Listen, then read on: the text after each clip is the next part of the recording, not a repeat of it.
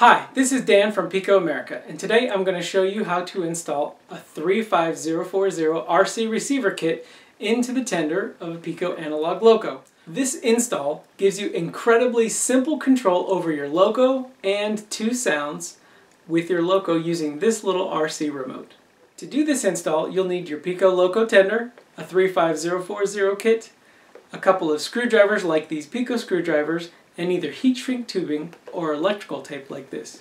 During this installation, you're going to splice two wires together. There are some people out there who just hate soldering and do whatever they can to avoid it. If that's for you, you can just splice the wires together. But for long-term use, it's best if you go ahead and solder them. And it's just one wire soldering to another, so it's still pretty simple. Once you've opened up your tender, you get a good look at the sound and the wires. Don't let this worry you into thinking the install is too complicated or will take forever. For the most part, the analog soundboard on the right-hand side is left alone and will be focused on a smaller PC board that's located right here. We will swap the original green board with our new 35040 RC receiver board. The first step is removing all of the wires from the original PC board. Your small straight head screwdriver will make quick work of this. After that, we remove the 4 screws holding the PC board to the tender. Once removed, we're ready to replace and put in the new receiver board. At this point, you might want to install a heatsink to the green rectifier board. This is important if you're going to run trains for hours and hours or just want to be safe. We used a cheap $3 computer heatsink here. A heatsink should make contact with these 4 rectangular points and be isolated from everything else. Now we can mount the red receiver board to the mounting posts from before, using the same 4 screws. Be careful to make sure the red RC wire is not pinched beneath the board.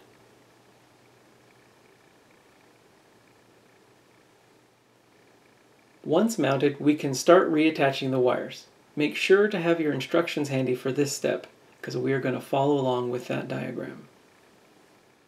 We start at the top of the board with a permanent positive terminal. This is where you will put the black wire from the rear LED light. If you removed the black wire from the pigtail socket earlier, you can go ahead and reconnect it now. The next wire is the yellow wire for the front LED headlights. This is the shorter wire coming from below the tender on a PIKO loco. After that, we screw in the yellow wire for the rear LED lighting. The next wire is where you might need to splice or solder a joint together. It would depend on what brand products you're using. This terminal is the permanent negative terminal, and it might need more than one wire going into it. For the demonstration, I'm soldering the yellow analog soundboard wire to the green smoke wire from the smoke switch. After this is done, we connect that soldered wire and move on to the blue and then red sound functions. Attaching these wires in order allows you to trigger sounds from the remote buttons. These wires are small, so I apologize for my fingers in the way. After tucking those out of the way, we move to the power wires for the analog soundboard. These are clearly marked S2 and S1 on both boards. I'm using a red and black wire here in order. Following this, we attach the motor wires from lower on the tender to the M2 and M1 terminals. First the short red wire and then the blue one.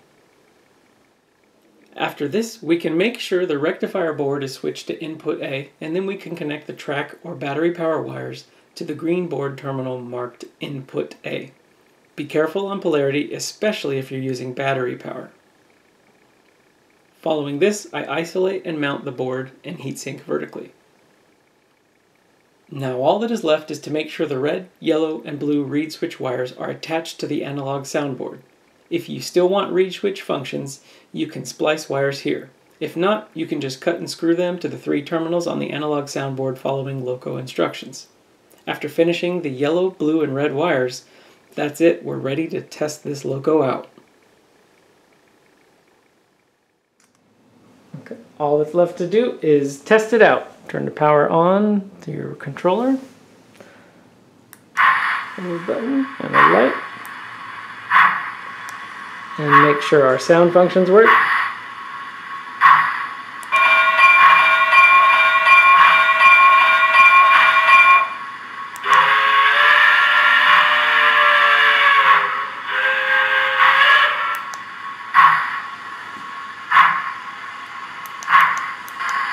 As our test shows, our install is good and we're ready to enjoy our train and seal the loco back up. And that's all there is to it. Have fun running your PIKO trains.